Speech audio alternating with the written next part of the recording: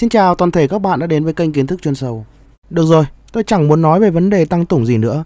Của đáng tội là truyền thông của phương Tây mấy ngày hôm nay dường như được một ai đó bốc một loạt các quảng cáo để rồi bọn họ thần thánh những chiếc xe tăng vận chuyển tới Ukraine. Kết cục là thông tin chiến sự mấy ngày gần đây, cứ 10 tin thì có 9 tin là việc Mỹ và Đức chuyển giao những chiếc xe tăng cho quân đội của Kiev. Tôi có thể làm thông tin gì khác đây, ngoài việc cố gắng đọc hết những gì mà truyền thông phương Tây đưa tin và phân tích cho các bạn cái sự khôi hài của việc viện trợ những chiếc xe tăng này. Sau động thái Ba Lan khoe bố và những người Đức cũng công nhận bố của Ba Lan thì chúng ta đã thấy những chiếc Leopard 2 đã được ký sắc lệnh vận chuyển tới Kiev. Điều đáng nói là trước khi ký sắc lệnh này thì Tổng thống Joe Biden cũng đã ký một sắc lệnh gửi những chiếc xe tăng hạng nặng của Mỹ là M1 Abrams tới Ukraine. Có lẽ vào lúc này ngay cả những người lạc quan nhất cũng sẽ tỏ ra quan ngại về một thế chiến thứ ba đang dần hiện hữu trước mắt chúng ta. Nhưng chúng ta đang lo lắng hơi thừa. Bởi vì chắc chắn sẽ có nhiều người lo lắng hơn chúng ta, đặc biệt là số người giàu chiếm 1% trên thế giới. Những người này có nhiều thứ để mất mát hơn chúng ta, vì vậy chắc chắn họ cũng sẽ lo lắng hơn chúng ta. Vậy nên, cái lằn ranh đỏ mà chúng ta lo nghĩ thì bọn họ còn lo nghĩ gấp nhiều lần chúng ta. Có thể bọn họ làm giàu từ chiến tranh thật đấy, nhưng chẳng ai muốn giàu có khi phải đánh đổi một trái đất hoang vu. Thế chiến 3 sẽ không xảy ra, ít nhất là với hành động của NATO vào lúc này, bất chấp việc họ viện trợ xe tăng cho quân đội của Kiev. Nếu bạn chỉ đọc những thông tin là Đức Mỹ chuyển giao những chiếc xe tăng hạng nặng cho quân đội của Kiev thì bạn có thể nghĩ rằng NATO quyết khô máu với cả những người Nga. Nhưng nếu bạn đọc rõ các thông tin mà những người Mỹ và Đức viện trợ thì ngược lại các bạn sẽ cảm thấy rằng đây là một trò khôi hài khi mà NATO thật sự đang rén những người Nga. Đầu tiên là vào ngày hôm qua, sau khi Mỹ đồng ý chuyển giao chiếc xe tăng hạng nặng M1 Abrams cho quân đội của Kiev thì Tổng thống Joe Biden đã có một bài phát biểu tại Nhà Trắng để giải thích những vấn đề xung quanh chiếc xe tăng này như sau. Đầu tiên, ông ấy gọi M1 Abrams là chiếc xe tăng mạnh nhất thế giới. Biden lưu ý rằng chính vì chúng là chiếc xe tăng mạnh nhất trên thế giới nên chúng rất phức tạp để có thể vận hành cũng như bảo trì. Do đó, Washington sẽ phải cung cấp kèm theo các bộ phận và các thiết bị cần thiết để có thể duy trì hiệu quả những chiếc xe tăng này trên chiến trường tại Ukraine. Tiếp đó, Tổng thống Biden liên tục nhấn mạnh rằng những chiếc xe tăng M1 Abrams này chúng chỉ là những vũ khí phòng thủ chứ không phải là một mối đe dọa trực tiếp với cả Nga. Đồng thời, ông cũng không quên ca ngợi quân đội của Ukraine là những người đang chiến đấu vì tự do, còn là tự do cho ai thì ông ấy không thể nói đến. Chốt lại thì những người Mỹ đã ký sắc lệnh chuyển giao 30 chiếc xe tăng cho quân đội Ukraine. Số lượng mà nó thật sự ít tới đáng thương, có lẽ chỉ đủ để tổ chức một giải đấu đua xe tăng chạy vòng vòng quanh thủ đô Kiev, chứ còn để chống Nga thì thôi đừng có mơ. Sau bài phát biểu rất chân thành của Tổng thống Joe Biden về việc những người Mỹ không hề có ý định khiêu khích những người Nga, thì Thủ tướng của Đức là Olaf Scholz cũng đã công bố một động thái tại Berlin rằng những người Đức sẽ viện trợ tới tận 14 chiếc xe tăng Leopard 2 A6 của riêng mình tới Ukraine. Ngoài việc bọn họ cũng cho phép các nước trong khối Liên minh châu Âu và NATO làm điều tương tự với xe tăng của bọn họ. Nhìn vào những dữ liệu này, chúng ta thấy được rằng một NATO tập thể mạnh nhất là Đức và Mỹ lại đang là quốc gia cưỡi ngựa xem hoa trong việc viện trợ Ukraine, đặc biệt là những vũ khí tối tân nhất. Có thể nói là trong gói viện trợ xe tăng này thì quân đội Hoa Kỳ được cho là miễn cưỡng nhất trong việc ủng hộ chiếc M1 Abrams bởi vì nó được chạy bằng tua bin, rất ngốn xăng và quá khó vận hành cũng như bảo trì. Việc đưa nó ra chiến trường tại Ukraine không những không mang lại danh tiếng cho những người Mỹ, đôi khi sẽ làm hoen ố hình ảnh chiếc xe tăng này. Tại sao tôi lại dám nói rằng chiếc xe tăng mà những người Mỹ coi rằng là mạnh nhất thế giới lại là một thảm họa nếu vận chuyển tới Ukraine? Để trả lời cho vấn đề này không còn gì tuyệt vời hơn là chúng ta đến với đại tá quân đội của Mỹ đã nghỉ hưu là Douglas Macgregor. Ông đã nói trên kênh YouTube Shooting Freedom rằng những chiếc xe tăng M1 Abrams của Mỹ có rất nhiều vấn đề. Một trong những vấn đề chính mà Macgregor cho rằng nó sẽ hủy hoại danh tiếng của chiếc M1 Abrams đó chính là động cơ tua bin khí được lắp trên chiếc xe tăng này. Vị đại tá Mỹ này coi đây là một thảm họa. Đầu tiên là nó tiêu tốn quá nhiều nhiên liệu. Thứ hai, sự hiện diện của động cơ tua bin này nó chỉ hút bụi bẩn và cắt bụi, những thứ mà có đầy rẫy ở Ukraine. Tại sao nói chiếc động cơ tua bin này là một sai lầm ư? Bởi vì động cơ này được thiết kế cho máy bay chứ không phải là xe tăng. Nó được thiết kế để sử dụng ở độ cao 15.000 feet chứ không phải trên mặt đất. Ưu điểm duy nhất của động cơ này là nó giúp cho những chiếc M1 Abrams tăng tốc nhanh hơn để truy đuổi kẻ thù. Nhưng đây thật sự không phải là một chỉ số mà một chiếc xe tăng cần để có thể thành công trên chiến trường. Ngay cả Thứ trưởng Quốc phòng của Mỹ là Colin Kaepernick cũng từng nói rằng M1 là một phương tiện vô cùng lãng phí, yêu cầu bảo dưỡng quá cao và quá khó đối phó với cả người Ukraine và chẳng giúp gì được cho bọn họ cả. Cuối cùng, đại tá Macgregor kết luận rằng chiếc xe tăng M1 Abrams có rất nhiều vấn đề và tôi nghĩ đây là lý do tại sao những người Mỹ không muốn cung cấp nó cho Ukraine, chắc vì bọn họ sợ xấu hổ. Vâng, nghe thật là chua chát. Vũ khí của Mỹ thì luôn được ca ngợi với sự đắt đỏ và hiện đại của nó. Tất nhiên là do những người Mỹ thường ca ngợi với nhau thôi. Còn với những người Nga, vũ khí của bọn họ thì thật sự đã được nhiều nước trên thế giới đánh giá là nồi đồng cối đá. Chẳng phải minh chứng rõ ràng nhất là những người Việt Nam đã sử dụng để đánh bại quân đội của Mỹ hay sao? Giờ đây, với những ưu điểm và nhược điểm của chiếc M1 Abraham như thế này, thì tôi có thể khẳng định rằng chiếc M1 Abraham này là chiếc xe tăng vô địch để đấu nhau trong nhà kính. Ôi chúa của tôi ơi, trên chiến trường thì lấy đâu ra không có cát với cả bụi chứ. Chẳng lẽ cứ mỗi chiếc M1 Abraham lại phải đóng một khung kính để mà che chắn cho động cơ tua bin của nó không bị nhiễm bụi hay sao? Giờ thì tôi đã hiểu tại sao chi phí bảo dưỡng của nó cao rồi. Một thiết kế mà hầu như không phù hợp với tất cả các chiến trường. Có lẽ vị kỹ sư này mong muốn trở thành một tay đua, nhưng dòng đời xô đẩy bắt đi chế tạo xe tăng chiến đấu. Chưa biết hiệu quả của chiếc xe tăng này ra sao, nhưng tôi chắc chắn một điều rằng nếu chiếc xe tăng này ở trên chiến trường, nó sẽ là chiếc xe tăng chạy trốn nhanh nhất. Được rồi, chúng ta phân tích chiếc M1 Abraham sơ qua thế thôi, chứ đi sâu quá lại thành dìm hàng thì không tốt.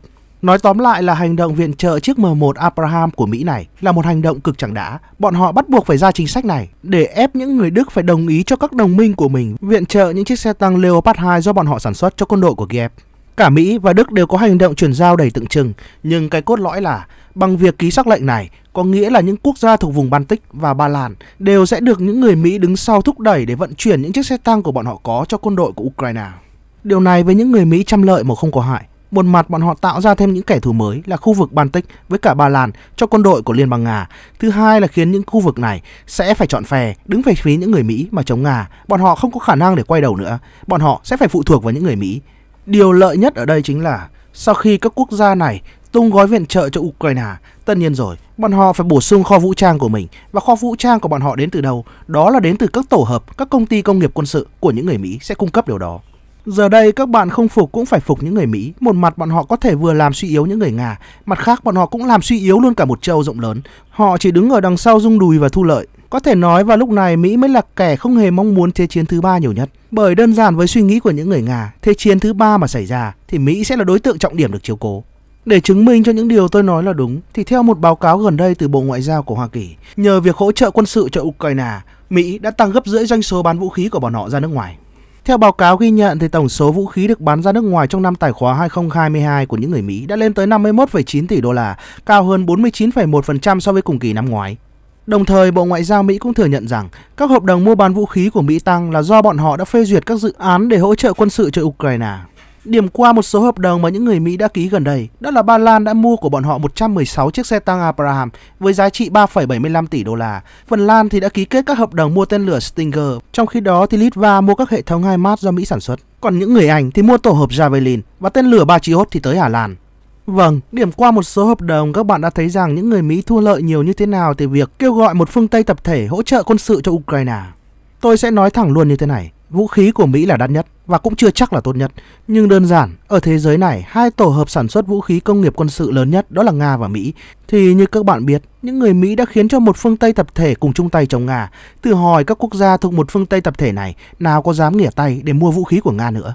Chưa kể đến, những người Mỹ cũng sẽ cấm hành động đó. Bởi vậy, bọn họ chỉ có thể ngậm đắng nuốt cay, mua một thứ vũ khí có giá trị gấp 3 đến 5 lần nhưng chỉ có hiệu quả tương đương hoặc thậm chí thấp hơn hẳn vũ khí đến từ Nga.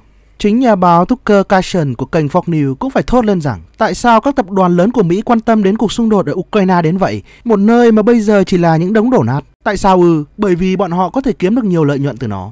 Đây chính là một trong những kênh truyền hình lớn top đầu của Mỹ, vì vậy nó rất có giá trị để chúng ta tham khảo. Theo nhà báo thì cuộc xung đột với cả những người Nga đã khiến cho Ukraine gần như bị hủy diệt hoàn toàn. Rất nhiều người đã chết, nhưng tại sao bọn họ lại không dừng lại? Tại sao? Bởi vì chính quyền của Biden đang tạo điều kiện cho cuộc chiến này. Bọn họ có thể buộc Ukraine đồng ý một thỏa thuận hòa bình, nhưng bọn họ đã không làm thế bởi vì bọn họ không muốn. Lý do là gì? Tại sao nhiều người Ukraine phải chết và toàn bộ cơ sở hạ tầng đã bị phá hủy? Là đây, bởi vì bạn có thể kiếm lợi nhuận từ nó. Trong số những kẻ hưởng lợi có tập đoàn BlackRock, bọn họ đã không ngần ngại gọi cuộc xung đột ở Ukraine, cái chết của tất cả những người này, là một cơ hội tuyệt vời để biến đất nước này trở thành một thành trì của chủ nghĩa tư bản. Ngay cả ngân hàng Goldman Sachs của chúng ta cũng rất nhiệt tình trong việc coi sự phục hồi của Ukraine là một biện pháp kích thích kinh tế cho thu nhập thực tế và đầu tư thực tế. Vâng, rất nhiều các tập đoàn lớn của chúng ta đang nói về những biện pháp để hỗ trợ cho Ukraine. Bọn họ đang nói về tiền của ai vậy? Đó chính là tiền của các công dân Mỹ. Tất nhiên, công cuộc khôi phục của Ukraine nó sẽ khiến cho những kẻ này trở nên giàu có với chi phí của chúng ta. Bây giờ thì chúng ta đã rõ ràng mọi thứ đang hoạt động như thế nào ở Ukraine. Xem kìa, hãy xem Tổng thống Ukraine Volodymyr Zelensky đã phát biểu trên máy quay về niềm vui của ông ấy trước những cơ hội kinh tế mà chúng ta đang mang tới. Ông ấy nói rằng các doanh nghiệp Mỹ có thể trở thành đầu tàu một lần nữa để thúc đẩy tăng trưởng kinh tế toàn cầu tiến lên. Ông ấy cũng nói rằng Ukraine đang thu hút sự chú ý và thiết lập quan hệ hợp tác với những gã khổng lồ của thế giới đầu tư và tài chính quốc tế như BlackRock, JP Morgan và Goldman Sachs. Các thương hiệu của Mỹ như Starlink hay Westinghouse đã trở thành một phần trong hành trình Ukraine của chúng tôi. Các hệ thống phòng thủ tuyệt vời của các bạn như là HIMARS hoặc Bradley đã liên kết lịch sử tự do của chúng tôi với doanh nghiệp của các bạn. Các bạn đang đáp lại lòng yêu nước của chúng tôi. Giờ đây lại tiếp tục là những chiếc xe tăng Abrams. Có hàng ngàn ví dụ như vậy và mọi người đều có thể thành công trong kinh doanh bằng cách hợp tác với Ukraine. Vâng, lời tuyên bố đầy hùng hồn. Một đất nước tan hoang nhưng các bạn vẫn có thể kiếm được rất nhiều tiền ở Ukraine. Tham nhũng là cách mà quốc gia này vận hành. Đừng quên rằng nó đã được công nhận là một trong những quốc gia tham nhũng nhất trên thế giới. Đối với những người đang tìm kiếm cơ hội rửa tiền thì không có một nơi nào tốt hơn nơi đây. Vâng, Zelensky nói rằng họ cần thêm xe tăng của chúng ta. Có phải trùng hợp hay không mà hôm nay chính phủ của chúng ta đã xác nhận rằng bọn họ sẽ cung cấp cho Ukraine những chiếc xe tăng M1 Abrams. Chẳng phải tất cả những dữ liệu này đã cho thấy mọi thứ đang rất rõ ràng hay sao? Bọn họ đang làm giàu từ tiền thuế của chúng ta. Khi nghe xong những lời phân tích của nhà báo Tucker Carlson, tôi chỉ thấy thương cho loài vẹn vàng đang đứng trước nguy cơ tuyệt chủng ở khu vực Kali. Bọn họ ủng hộ cho quân đội Ukraine nhiều nhất, mà không biết rằng sự ủng hộ này được lấy bằng chính những đồng tiền mà bọn họ đã cực khổ kiếm ra. Đóng thuế thì luôn là việc tốt, nhưng các bạn hãy nhớ rằng chúng ta đóng thuế là để chính phủ lo cho an sinh xã hội của chúng ta, chứ không phải mang tiền đi đầu tư cho những kẻ khác để thu lợi về một số cá nhân. Suy nghĩ càng xa thì sống sẽ càng lâu. Đây cũng chính là lý do tại sao loài vẹn vàng đang đứng trước nguy cơ tuyệt chủng. Được rồi, nói thế thôi, chứ vào lúc này người tức giận nhất không phải là các công dân Mỹ, mà những người tức giận nhất lại đến từ chính các công dân của châu Âu, điển hình là nước Đức. Sau động thái những người Đức cho phép những chiếc xe tăng Leopard 2 được vận chuyển tới Kiev, nó đã thật sự gây ra sự phẫn nộ trong lòng các công dân Đức, đến nỗi Thủ tướng của Đức là Olaf Scholz phải lên tiếng đính chính rằng hành động ủng hộ những chiếc xe tăng này sẽ không khiến Đức trở thành một bên tham chiến với cả những người Nga. Đức chỉ hành động theo nguyên tắc biến những gì cần thiết thành có thể, đồng thời tránh leo thang thành xung đột giữa NATO và Nga. Chúng tôi sẽ tiếp tục tuân thủ nguyên tắc này.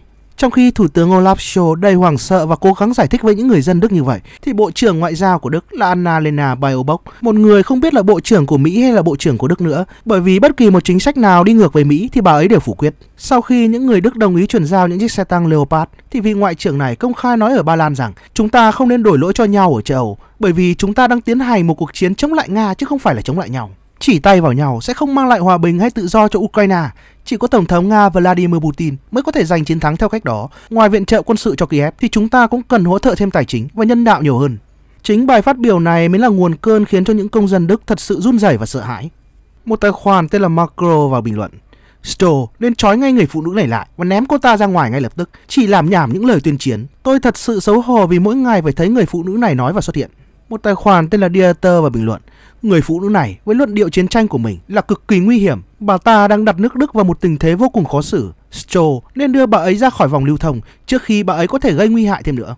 Một tài khoản khác tên là Matthias thì vào bình luận: người phụ nữ này thật sự có khỏe hay không? Nga có thể coi đây là một lời tuyên chiến. Tôi yêu cầu bà ấy từ chức ngay lập tức. Vâng, có rất nhiều các bình luận giận dữ tới từ các công dân Đức nữa mà tôi không thể gửi tới các bạn. Nhưng nhìn chung là họ đều cảm thấy run rẩy, sợ hãi vì lời tuyên bố này của Bộ trưởng Ngoại giao của bọn họ.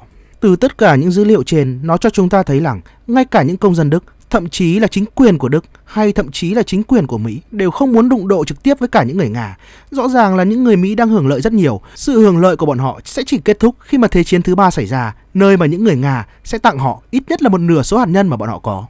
Vì vậy, kết luận của tôi rất đơn giản rằng NATO sợ Nga. Không phải bọn họ sợ vì bọn họ không có khả năng chiến đấu với cả những người Nga, mà đơn giản rằng nếu chiến đấu thật sự với những người Nga, NATO sẽ mất tất cả sự thịnh vượng của bọn họ, nền kinh tế của bọn họ và tất cả những người dân của bọn họ luôn. Lúc đó không ai sẽ là người chiến thắng, bởi vì tất cả mọi thứ sẽ chôn vùi cùng nước Nga. Còn tất cả các bạn có cảm nghĩ như thế nào về vấn đề này? Hãy bình luận ở phần bên dưới nhá. Còn bây giờ thì bye bye.